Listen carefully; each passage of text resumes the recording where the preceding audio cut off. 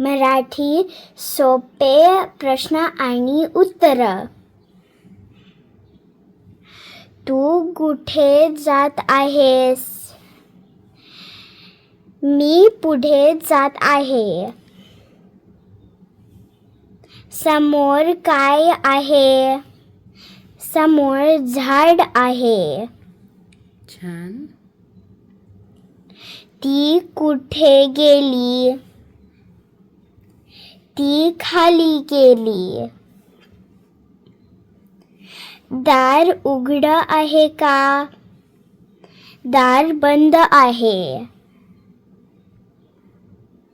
डोंगरावर काय आहे? डोंगरावर तलाव आहे. वा, छानच.